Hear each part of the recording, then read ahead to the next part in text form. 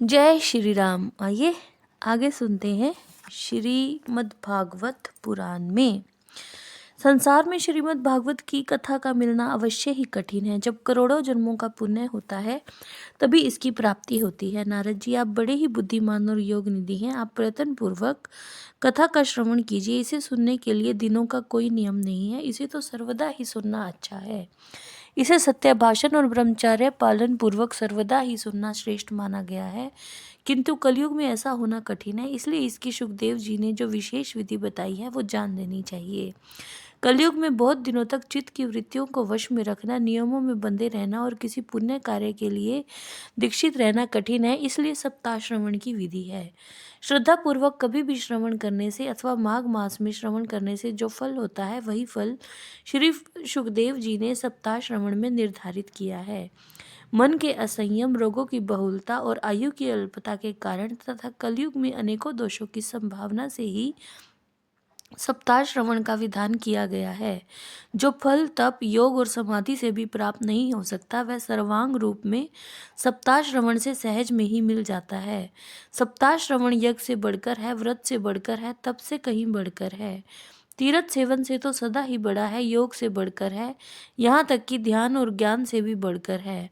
अजी इसकी विशेषता का कहाँ तक वर्णन करें, ये तो सभी से बढ़ चढ़कर है।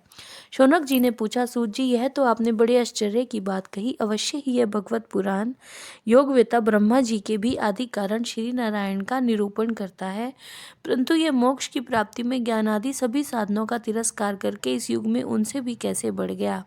सूत जी ने कहा, शौनक जी, जब भगवान श्री कृष्ण इस धरा धाम को छोड़कर अपने नित्य धाम को जाने लगे तब उनके मुखारविंद से एकादश स्कंद का ज्ञानोपदेश सुनकर उद्धव जी ने पूछा, गोविंद, अब आप तो अपने भक्तों का कार्य करके परम धाम को पधारना चाहते हैं, किंतु मेरे मन में एक बड़ी चिंता है, उसे सुनकर आप मुझे शांत कीजिए।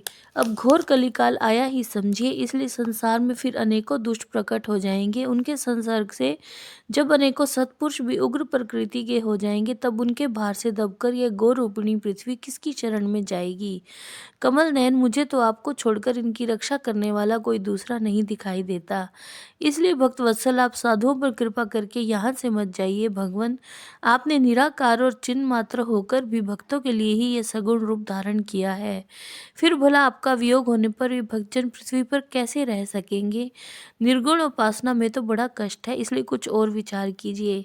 प्रभास क्षेत्र में उद्धव जी के वचन सुनकर भगवान सोचने लगे कि भक्तों के अवलंब के लिए मुझे क्या व्यवस्था करनी चाहिए।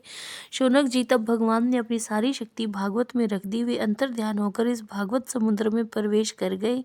इसलिए ये भगवान की साक्षात शब्दमयी मूर्ति है। इसके सेवन, श्रवण, पाठ और दर्शन से मनुष्य के सारे पाप नष्ट हो जाते हैं। इसी से इसका सप्ताह श्रवण सबसे बढ़कर माना गया है और कलयुग में अन्य सब साधनों को छोड़कर यही प्रधान धर्म बताया गया है।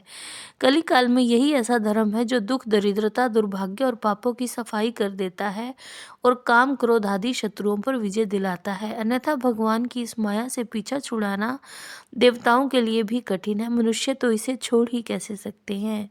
अतः इसे छूटने के लिए भी सप्ताह श्रवण का विधान किया गया है। जय श्री राम।